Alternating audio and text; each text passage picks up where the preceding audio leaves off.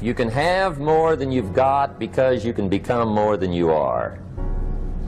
And of course, the other side of the coin reads, unless you change how you are, you'll always have what you got. Success is something you attract, not something you pursue.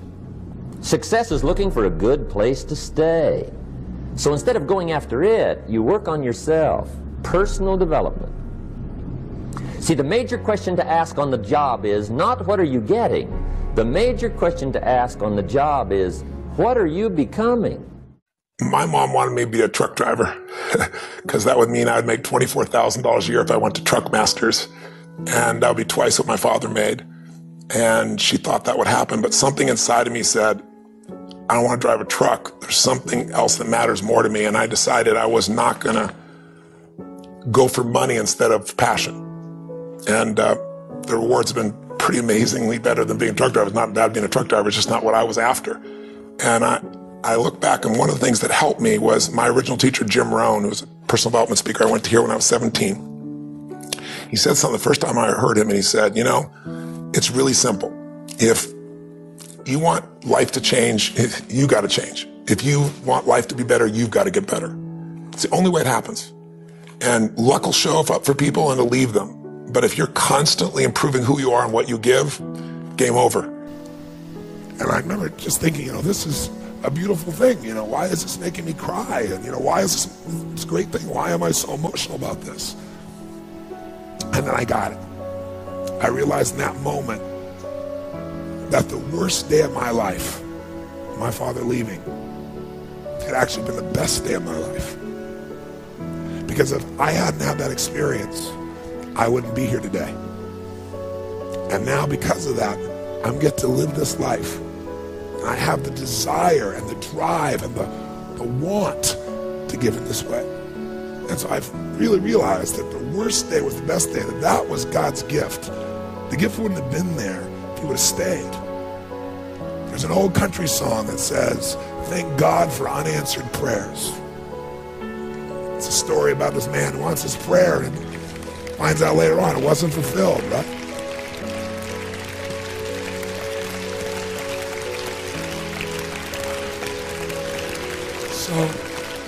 So I tell you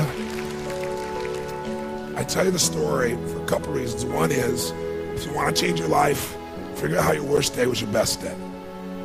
It'll change everything, because it is if you look for it. If you find the deeper meaning, it is. You know, there's something in you that wouldn't be there without it. And the second reason is because I want to recruit your soul. Not for your money or business. I want to recruit you in this action of going and making a difference. I want to recruit you for you, because I know if you go do a few of these things, you'll get hooked and you'll make it a ritual and it'll change your life. You know, whatever things you do in your life, this is what it's really about. And you know, it won't be long before it'll be Thanksgiving here, and we still do this. You know, I started out the first year I fed 2 families, and the next year I fed 4. I'm going to double it. Next year I did 8, which was a lot of work. And I didn't tell anybody what I was doing, because I wasn't doing it for acknowledgement. I was doing it because it was right. But after a while I thought I could use some help. So I got my friends together and said, you know what, instead of just going and having turkey, let's give thanks. Let's go build baskets with food and great stuff, and let's deliver it to people. Then we'll come in and have a big dinner, and we'll talk about what we're grateful for and have our dinner. And so we did it, and it became a ritual, and it grew. And then I built some companies, and all my employees got involved. And then about 14, 15 years ago, I started my foundation. And last year, we fed over 1 million people now in 9 countries around the world, you know, on Christmas and Thanksgiving, which has been a pretty amazing experience, right? Thank you. Thank you. Thank you. Thank you. Thank you. So I thank you for your applause. I wasn't telling you for that reason. I want to recruit you. And you can give your money, but I'd much prefer if you would just go deliver the food. Because I'll tell you what's great. You'll be changed by that. It's easy to give money. But when you enter an environment, you give. You don't give as the giver. You go as the delivery person, but you're really the one that made it. It'll absolutely change your life. See if you can find some ways to multiply your value to the marketplace. And he said your income will immediately start to change. Up until then, I was hoping that the economy would change. I was hoping that my company would change. I was hoping that my paycheck would change. I was hoping that circumstances outside would change. And then here's what I found out. It isn't going to change. So then my question was, if it isn't going to change, how will my life ever change? And here's what my teacher taught me. When you change, everything will change for you. When you get better, everything will get better for you. And that's where I picked up that phrase, for things to change, you've got to change. You don't have to change the marketplace. You don't have to change the marketing plan. You don't have to change the economy. You don't have to change countries. You don't have to change circumstances out there. All you've got to do is look within and see if you can change yourself for the better. And as you change, things will start to change for you. Let me give you the day that turns your life around, as quickly as I can. I got 4 parts to the day that turns your life around, and then we're finished for the day.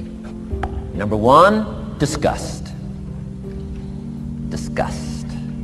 Disgust is a negative emotion, but it can have a very positive, powerful effect. Disgust says, I've had it. What an important day that could be. I've had it. Wow. I met a beautiful, powerful, accomplished executive lady in New York. The company invited me to come in. This lady was the vice president, extraordinary lady. I got to know her and I found out her story. I said, how did you get here? Big income. And she never went to college, never went to university. I said, how did you get here? Executive, powerful, income. She said, well, let me tell you part of the scenario. She said, when I was a young mother a few years ago, she said, one day I asked my husband for $10. And he said, what for?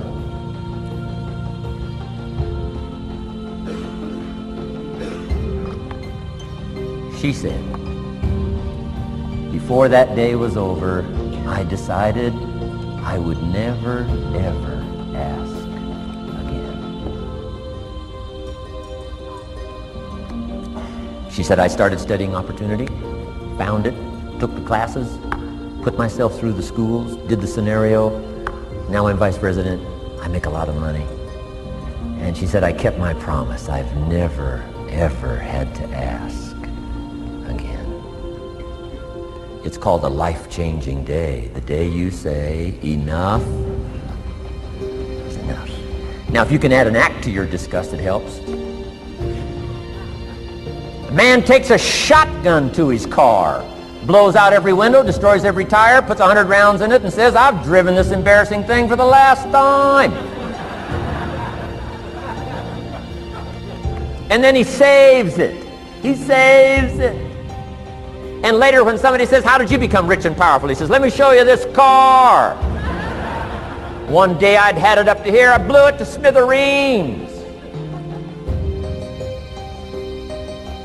Enough is enough. Here's the last 3. Next is decision. Decision making is a life-changing day.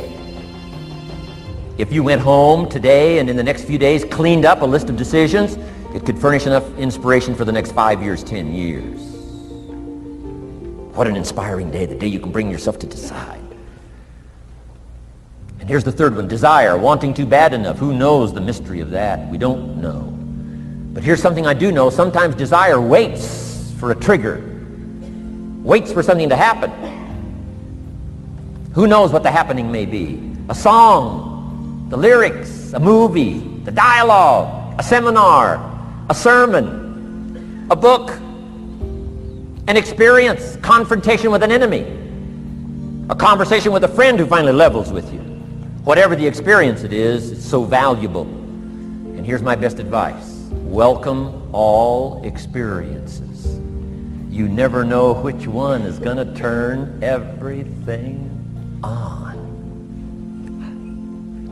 Don't put up the walls.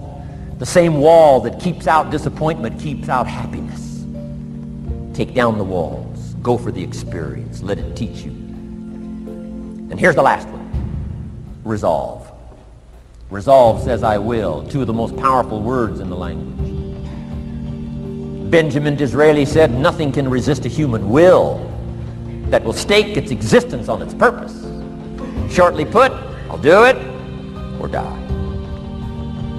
Best definition of resolve I got from a little junior high girl, Foster City, California.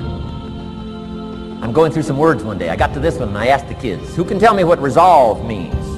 Some didn't know, some tried. Interesting. The last one was the best. Little girl about 3 rows back, she said, I think I know, Mr. ROHN. I said, what?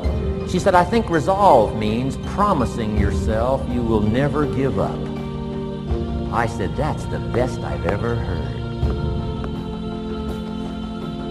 She's probably giving seminars somewhere today, right? I mean, that's the best I've heard.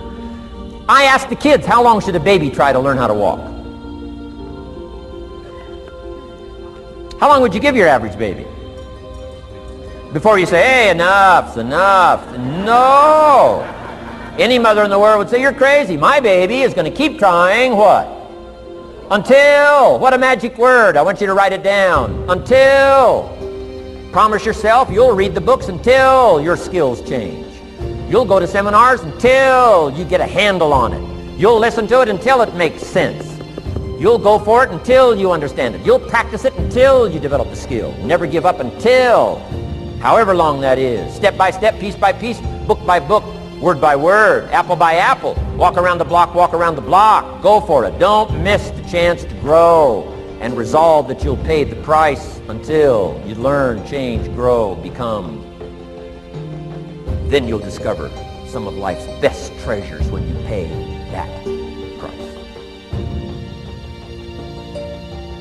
See, if you go through life holding back, and most of us do, most of us, if we ask ourselves, have we done all we can do? Most of us will have to answer, no, we haven't.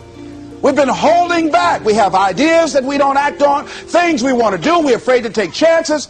We go through life trying to seek security and not coming outside of our comfort zone, and we take most of our stuff with us to the grave. And I'm saying that the fact that you're still here, that you're still breathing, you've got some more work. And you owe it to yourself. You owe it to yourself. So when you get up in the morning, that you can look yourself in the face and say, hey, I'm living my life on my terms. That's important. Not to give up on your dream, not to give up on yourself. Now, are there going to be some moments when you want to give up? Yes. Will there be some moments when it's going to seem like it's impossible? The pain that you're experiencing, the disappointment that you're experiencing, that you're going to say, it's not worth it? Yes, that's going to be right there for you. It's going to be in your face, telling you to go back. For 30 days, you must take control of your mind. It will think only about what you permit it to think. Each day for this 30-day test, do more than you have to do. In addition to maintaining a cheerful, positive outlook, give of yourself more than you've ever done before. Do this knowing that your returns in life must be in direct proportion to what you give. The moment you decide on a goal to work toward, you're immediately a successful person. You're then in that rare and successful category of people who know where they're going. Out of every 100 people, you belong to the top 5. Don't concern yourself too much with how you're going to achieve your goal. Leave that completely to a power greater than yourself. All you have to do is know where you're going. The answers will come to you of their own accord. Remember these words from the Sermon on the Mount, and remember them well. Keep them constantly before you this month of your test. Ask, and it shall be given you.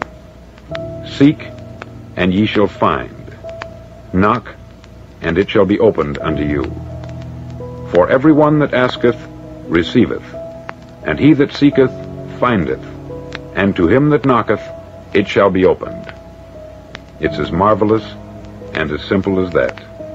In fact, it's so simple that in our seemingly complicated world, it's difficult for an adult to understand that all he needs is a purpose and faith. For 30 days, do your best. If you're a salesman, go at it as you've never done before, not in hectic fashion, but with the calm, cheerful assurance that time well spent will give you the abundance in return you deserve and want. If you're a homemaker, devote your 30-day test to complete giving of yourself without thinking about receiving anything in return, and you'll be amazed at the difference it makes in your life. No matter what your job, do it as you've never done it before for 30 days. And if you've kept your goal before you every day, you'll wonder and marvel at this new life you've found. Dorothea Brand, outstanding editor and writer, discovered it for herself and tells about it in her fine book, Wake Up and Live. Her entire philosophy is reduced to the words, act as though it were impossible to fail. She made her own test with sincerity and faith, and her entire life was changed to one of overwhelming success. Now you make your test for 30 full days.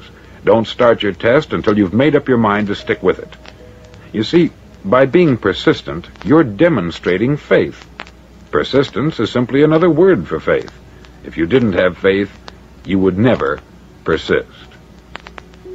If you should fail during your first 30 days, by that I mean suddenly find yourself overwhelmed by negative thoughts, you've got to start over again from that point and go 30 more days. Gradually, your new habit will form until you find yourself one of that wonderful minority to whom virtually nothing is impossible.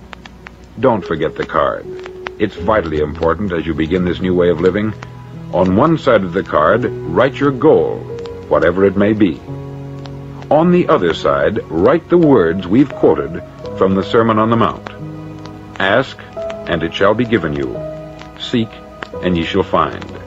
Knock, and it shall be opened unto you. In your spare time during your test period, read books that will help you. Inspirational books like the Bible, Dorothea Brand's Wake Up and Live, The Magic of Believing by Claude Bristol, Think and Grow Rich by Napoleon Hill, and other books that instruct and inspire. Nothing great was ever accomplished without inspiration. See that during these crucial first 30 days, your own inspiration is kept at a peak. Above all, don't worry. Worry brings fear, and fear is crippling. The only thing that can cause you to worry during your test is trying to do it all yourself. Know that all you have to do is hold your goal before you. Everything else will take care of itself.